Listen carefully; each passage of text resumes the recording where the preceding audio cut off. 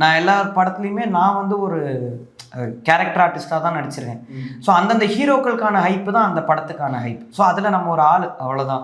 இன்றைக்கி நம்ம படத்துக்கு வந்து அந்த மாதிரி ஒரு ஹைப்பு, அதை பற்றி இவ்வளோ பேர் பேசுகிறாங்க, ஒரு சாங் இவ்வளோ நல்லா போகுதுன்ற எந்த ஃபீலிங்குமே எனக்கு அன்பிலீவபிளாக தான் இருக்குது. என்னால் நம்பவே முடியல, நமக்கு தான் நடக்குதானு. But at the same time இதுக்காக தானே நம்ம இவ்வளோ நாள் வேலை செஞ்சோம், இதை பற்றி தானே. ஏன்னா சின்ன வயசுலேருந்து நான் இந்த தேட்டரில் வந்து கற்றுவாங்கல்ல, அது வந்து இப்போது அந்த ஃபோன்லலாம் நம்ம கேட்போம்ல, சாங்ஸ் கேட்குறோமா, நான் இயர்ஃபோன் போட்டு அதை மட்டும் கேட்பேன். தேட்டரில் கத்துறது மட்டும். தளபதி சாருக்கு, அஜித் சாருக்கு, இந்த மாதிரி டாப் ஹீரோஸ் எல்லாருக்குமே அவங்க கத்துறதை மட்டும் நான் கேட்பேன். எனக்கு அது ஒரு செம்ம ஹையாக இருக்கும். நான் அதெல்லாம் கேட்டு தான் கல்ச்சுரல்ஸில் பெர்ஃபார்ம் பண்ணேன். ஏன்னா அதே ஹை கல்ச்சுரல்ஸில் கிடைக்கும். ஸோ காசு பணம் எல்லாத்தையும் தாண்டி அந்த ஹை ஒரு நாள் நமக்கு கிடைக்கணும், அப்படி கத்தணும், எல்லாரும் என்டர்டெயின் ஆகணும், விசில் அடிக்கணும்.